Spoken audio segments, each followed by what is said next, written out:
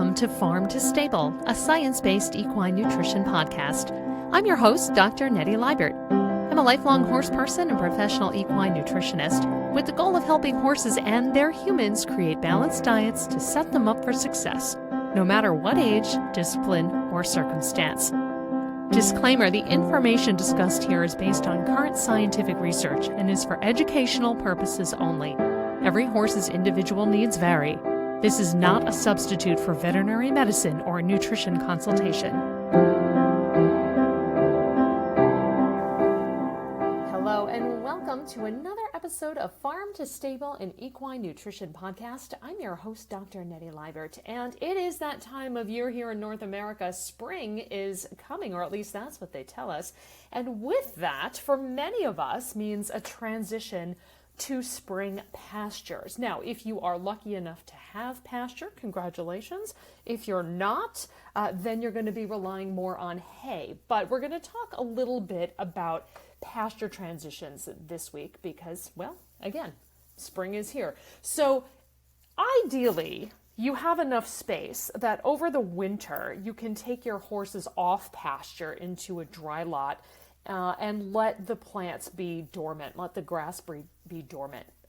Because during the winter, because they're dormant, they don't regenerate, they don't recover from grazing. Now, where I live, that's extremely rare. So a lot of people, if they have pasture at all, don't also have additional space for a dry lot. So their horses are on the same pasture all year round. Either way, we do what we can do, right? So that's the whole point. What's practical for you? So obviously we're not going to keep our horses inside all winter to keep them off the pasture. That would be ridiculous. And the horses would certainly not be happy. And that is definitely not recommended. So what do we do as the grass starts to come in? We know that any rapid changes in the horse's diet can cause digestive upset, and we certainly want to avoid that. We know that there are certain horses, like those with metabolic syndrome or Cushing's disease, that we may have to be very careful about how much starch and sugar those horses take in. So we're going to touch on some of those things today.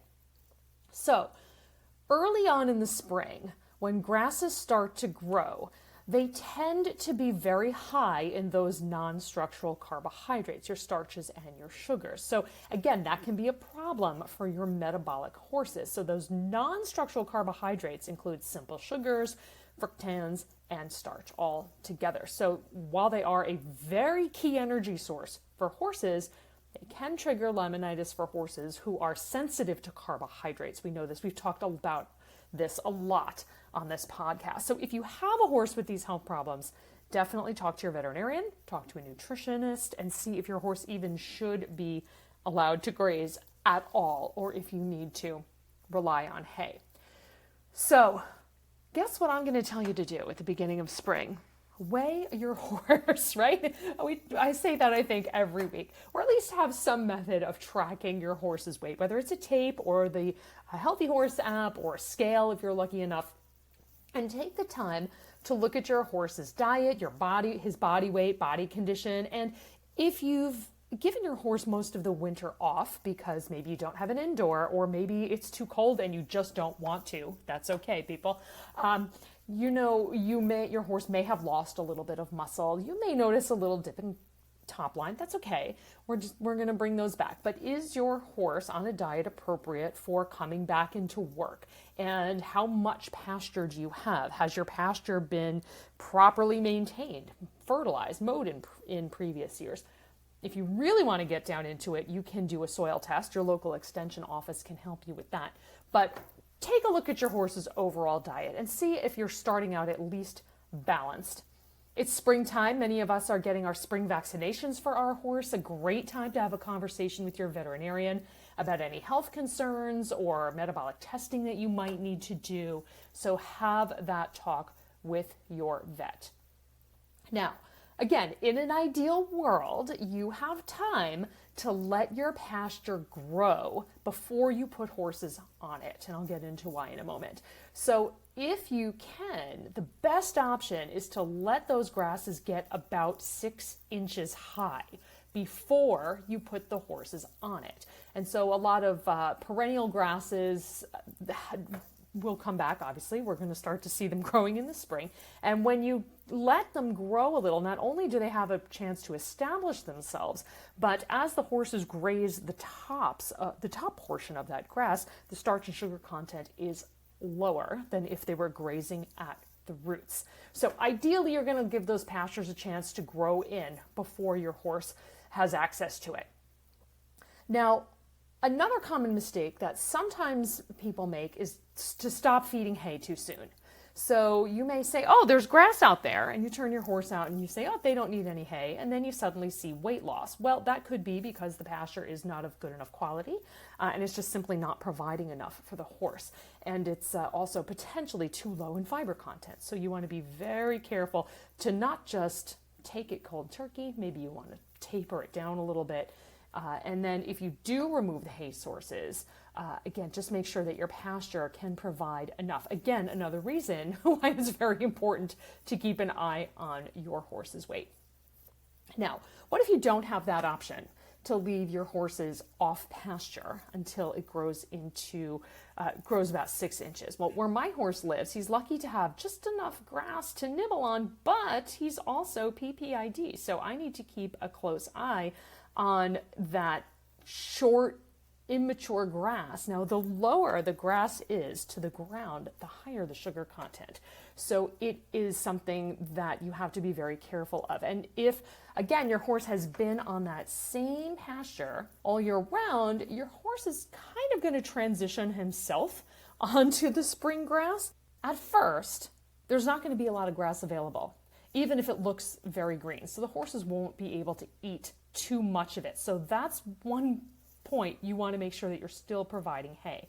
So as more grass comes in and the horse's digestive tract starts to adjust to having pasture instead of all hay, you want to just keep feeding hay, maybe tapering it down as the grass becomes more and more a part of the horse's diet. Now, if your pasture never really fills in and it's generally kind of sparse, but sort of there's enough there to keep your horse busy and that's it, then you certainly don't want to remove hay completely from the situation. So not the best for plant biology. I am not a plant biologist. I'm not going to get into too much detail.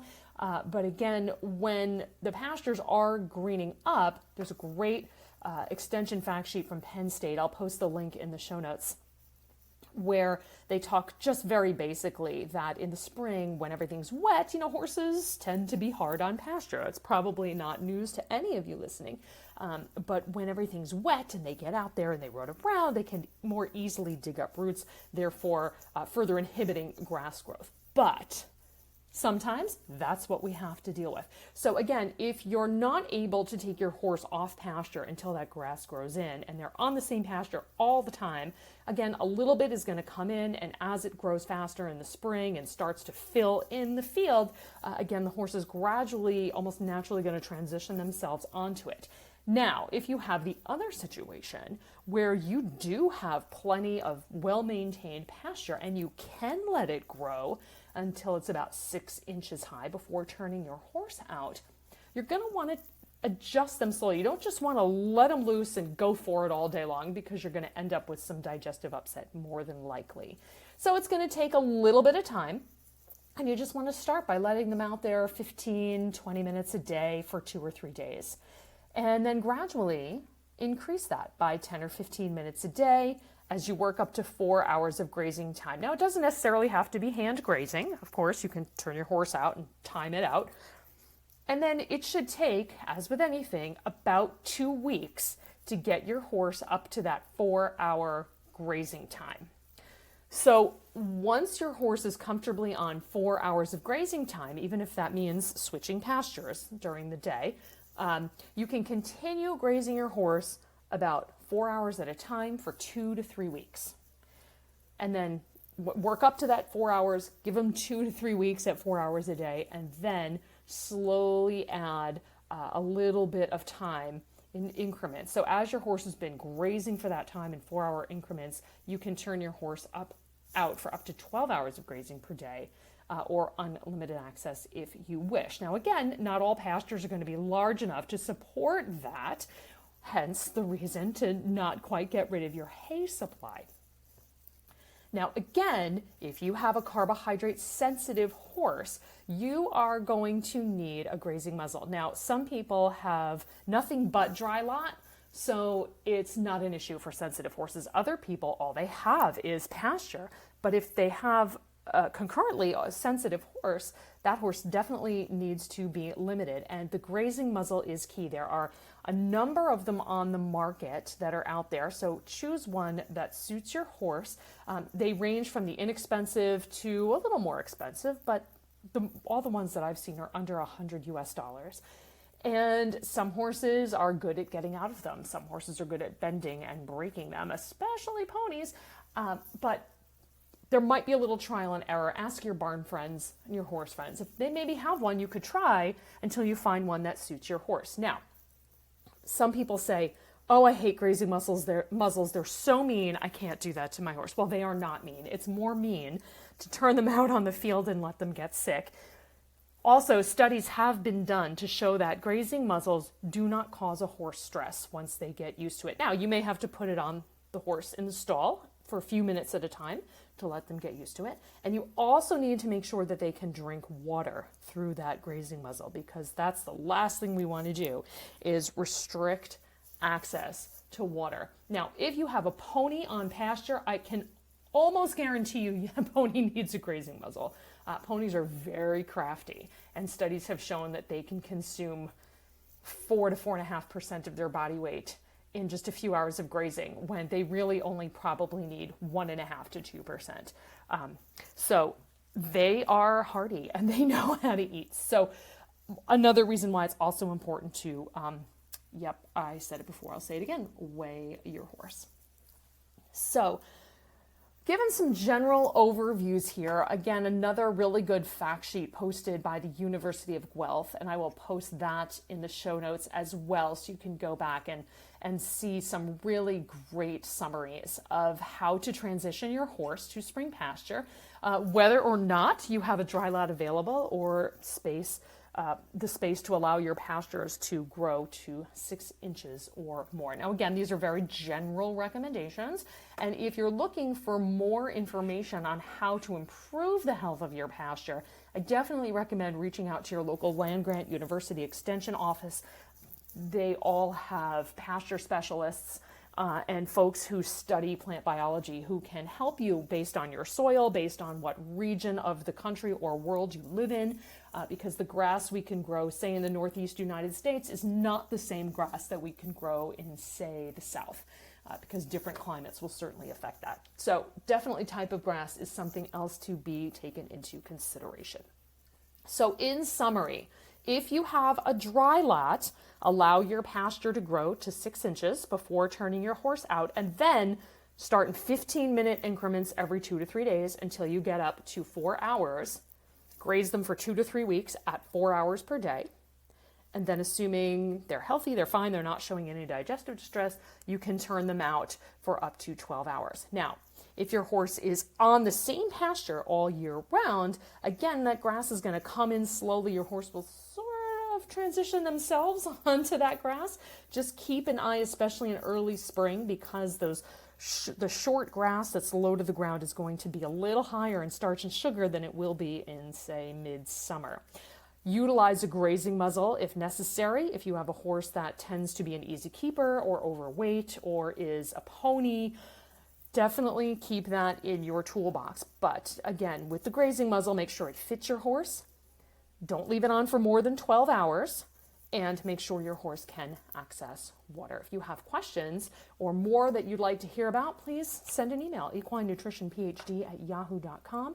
Contact your local extension office for more information on how to improve the health of your pastures. And I hope that this has given you some interesting insight for spring. At least the temperatures hopefully are warming up where you are, and you get a little more time to spend with your horse. Thank you so much for listening, and we'll see you again in the next episode.